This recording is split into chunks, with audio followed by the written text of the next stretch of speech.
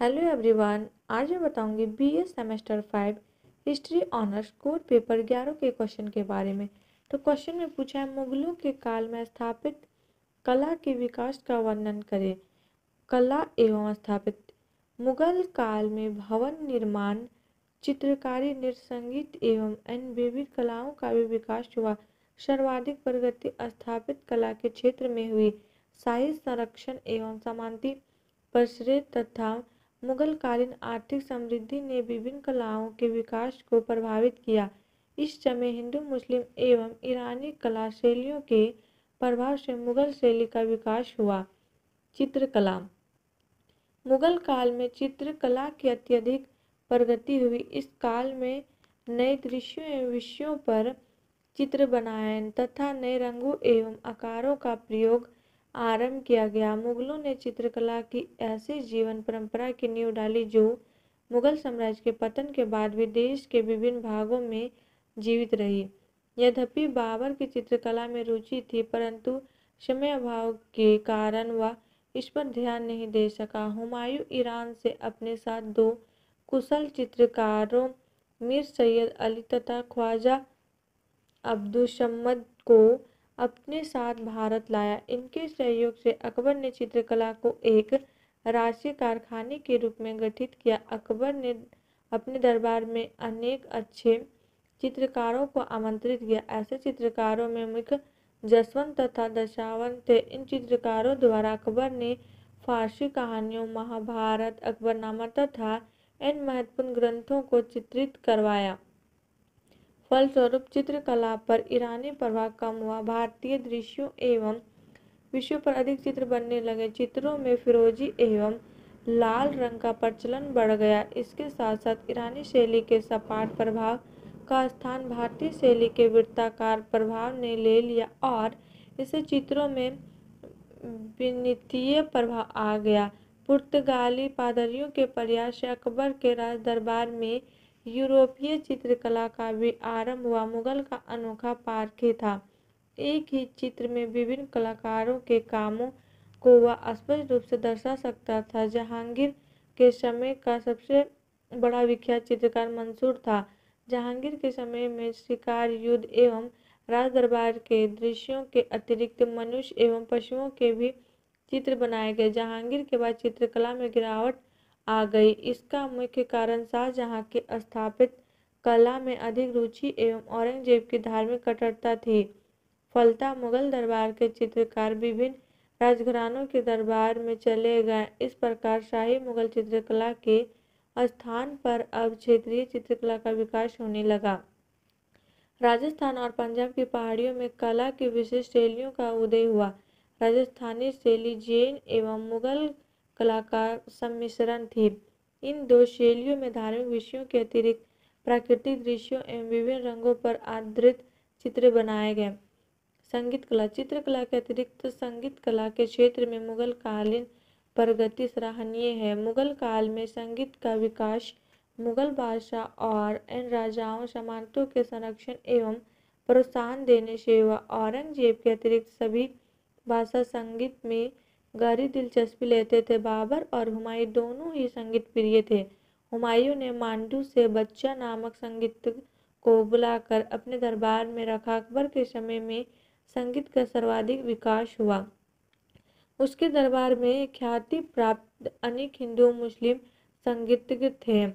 इन सभी संगीतज्ञों में अग्रणी तानसेन था। तानसेन को अकबर ने ग्वालियर से बुलाकर अपने दरबार में रखा। तानसेन ने अनेक नए रागों का प्रचलन आरंभ किया। अकबर के समय के अन्य प्रमुख संगीतकारों में अब्दुल रहीम खनखाना का नाम विशेष रूप से उल्लेखनीय। अकबर के समय में मालवा संगीत का एक विख्यात केंद्र था। वहाँ के शासक बाज बहादुर और रानी रूपमती नृत्य संगीत में निपुण थे। जहांगीर के समय में ख्याल और शाहजहां के समय में हुपद गायन विख्यात हुआ। शाहजहां के समय का विख्यात गायक जगन्नाथ था। औरंगजेब ने संगीत पर प्रतिबंध लगा दिया, फिर भी बाद संगीत पर कोई रोक नहीं लगाई जा सकी। वह स्वयं अच्छी बीना बजाता था। हरम की रानियों एवं सरदारों ने संगीत को बनाए रखा। इसलिए भारतीय शास्त्रीय संगीत पर फारसी में सबसे अधिक पुस्तकें औरंगजेब के समय ही लिखी गई। उत्तर मुगलकालीन बादशाहों में संगीत को सबसे अधिक प्रश्रय मोहम्मद शाह रंगीला ने दिया। राजदरबारों के अतिरिक्त भक्त संतों एवं कवियों ने भी संगीत के विकास में योगदान दिया। इन विविध कलाएं चित्रकला एवं संगीत कला के अतिरिक्त मुगल काल में इन विविध कलाओं का भी विकास हुआ। संगीत की सहायक कला के रूप में नृत्य कला का विकास हुआ। राज दरबारी एवं सामंतों के घरों में सुंदर और कुशल नृत्यगानियां रहती थी। वेश्याओं ने भी नृत्य कला को बढ़ावा दिया। औरंगजेब के पश्चात मुगल दरबार नृत्य संगीत का अखाड़ा बन गया। मुगल काल में शिवलेख की कला भी विकसित हुई। पुस्तकों की जिल्दों पन्नों को सुंदर अक्षरों से लिखकर चित्रित कर उन्हें सजाया जाता था। इस समय काशीदाकारी, हाथी दांत एवं लकड़ी पर नक्काशी का काम, कांच एवं चीनी मिट्टी से उपयोगी सजावट के सामान बनाने की कला, आभूषण, कालीन एवं गलीचे बनाने की कला भी विकसित हुई। स्थापित कला मुगलों के अधीन सबसे अधिक प्रगति वास्तुकला अथवा स्थापित कला के क्षेत्र में हुई। मुगल शासकों ने भव्य महलों, किलों, द्वारों, मस्जिदों एवं बागों का बड़े पैमाने पर निर्माण करवा कर राजधानी एवं इन प्रमुख नगरों को सजा दिया। मुगल काल में इस्लामी एवं राजपूत शैलियों के मिश्रण से मुगल स्थापित कला का विकास हुआ। बाबर ने आगरा एवं लाहौर में अनेक बाग लगवाए। उसने पानीपत की काबुली मस्जिद एवं संभल की जामा मस्जिद बनवाई। 1528 ईस्वी में बाबर के नाम पर उसके सेनापति मीर बकीर ने अयोध्या में बाबरी मस्जिद का निर्माण करवाया। हुमायूं ईरान से अपने साथ कुछ कारीगरों को भी भारत लाया, जिन्होंने स्थापित कला के विकास में योगदान दिया। हुमायूं ने दिल्ली में दीनपाना महल और आगरा तथा फतेहाबाद में कुछ मस्जिदें बनवाई। हुमायूं के समय में ही शेर शाह ने पुराना किला दिल्ली की मरम्मत करवाई एवं सासाराम में अपना मकबरा बनवाया, जो हिंदू मुसलमानी कला का सर्वोत्कृष्ट नमूना माना जाता है।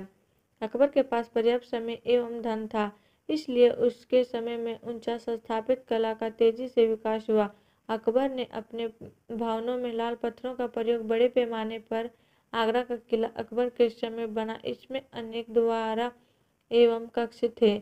उसने आगरा के निकट फतेहपुर सीकरी में किला नुमा दुर्ग का निर्माण कर इसे सुंदर भवनों से सजा दिया। इस किला के अंदर मुस्लिम, गुजराती, बंगाली और राजपूत शैलियों के अनेक महल बनवाए गए। यहाँ के भवनों में प्रमुख है बोरवल का महल, पंचमहल, जोधाबाई का महल, इबादत खाना इत्यादि। यहाँ के भवनों को सुंदर नक्काशीदार स्तंभों, झरोखों एवं छतरियों से सजाया गया। किले के अंदर कृत्रिम झील भी बनाई गई। संगमरमर की सहायता से यहाँ शेख सलीम चिश्ती का मकबरा बनवाया गया। सीकरी में ही अकबर ने एक भव्य मस्जिद एवं बुलंद दरवाजा का निर्माण करवाया। दरवाजा विश्व का सबसे बड़ा प्रवेश द्वार बनाया जाता है।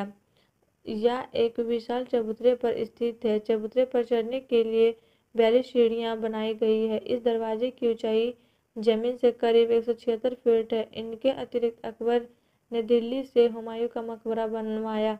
सिकंदरा में अपना मकबरा बनवाना आरंभ किया, जो पूरा नहीं हो सका, तथा आगरा, लाहौर, इलाहाबाद एवं अजमेर में दुर्ग बनवाया। फतेहपुर सीकरी के भवनों में ईरानी स्थापित कला का प्रभाव भी दिखाई देता है। जहांगीर ने यद्यपि वास्तुकला से अधिक रुचि संगीत कला में दिखाई, तथापि उसके समय में भी कुछ सुंदर भवन बने। जहांगीर के समय नक्काशी भी की गई। जहांगीर ने सिकंदरा स्थित अकबर के मकबरे को पूरा किया। उसने कश्मीर में निशान बाग और शालीमार बाग बनवाए। लाहौर में भी बाग बनाए गए। नूरजहां ने अपने पिता एतमादुद्दौला का मकबरा, जहांगीर का मकबरा एवं खुसरो बाग का निर्माण करवाया। मुगल स्थापत्य का चरम उत्कर्ष शाहजहां के शासनकाल में हुआ। शाहजहां द्वारा निर्मित भवन अकबर के भवनों की तरह भव्य तो नहीं है, परंतु उनमें सुंदरता अधिक है। शाहजहां के समय की सबसे सुंदर इमारत ताजमहल है। यह विश्व की आश्चर्यजनक वस्तुओं में एक मानी जाती है। इसकी मुख्य विशेषता इसका विशाल संगमरमर का गुंबद तथा मुख्य भवन के चबूतरे के किनारों पर खड़ी 4 मीनारें। ताजमहल के अंदर दीवारों को सुंदर पच्चीकारों एवं बहुमूल्य रत्नों से सजाया गया। ताजमहल के निकट एक बारह भी लगवाया गया जिसमें फव्वारे बने हुए थे। शाहजहां ने दिल्ली का लाल किला भी बनवाया।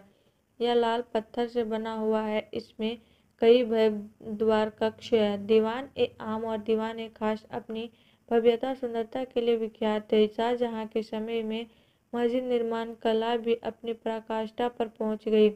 उसके उस द्वार बनवाए गए मस्जिदों में सबसे अधिक भव्य दिल्ली की जामा मस्जिद है। यह भी लाल पत्थरों से निर्मित है। उसने आगरा किले में संगमरमर से मोती मस्जिद का भी निर्माण किया। जामा मस्जिद अपने विशाल द्वार, ऊंची मीनारों एवं गुंबदों के कारण विख्यात थे। औरंगजेब के समय में शाही स्थापित कला की प्रगति धीमी पड़ गई। औरंगजेब के समय में दिल्ली में लाल किला में मोती मस्जिद एवं लाहौर में एक मस्जिद का निर्माण हुआ। औरंगजेब के उत्तराधिकारियों के समय में दुर्भर राजनीतिक एवं आर्थिक स्थिति ने स्थापित कला के विकास को अवरुद्ध कर दिया। शाही कला का स्थान अब प्रांतीय कला ने ले लिया। अवध और हैदराबाद में प्रांतीय कला का विकास हुआ। मुगल स्थापित कला ने प्रांतीय एवं स्थानीय कला पर विशेष प्रभाव डाला। मुगल काल में ही राजपूताना एवं दक्षिण भारत में भी कुछ भव्य भवनों का निर्माण हुआ। इसी समय ग्वालियर का मान मंदिर, वृंदावन का गोविंद देव का मंदिर, जयपुर का हवा महल, बीजापुर का गोल गुंबद और अमृतसर का स्वर्ण मंदिर बना। स्वर्ण मंदिर भी गुंबज तथा मेहराब के सिद्धांत पर बना था और इसमें मुगल वास्तुकला की परंपरा की अनेक विशेषताओं का उपयोग किया गया है। और आप लोग को वीडियो अच्छी लगी तो please like and subscribe my YouTube channel and share जरूर करें।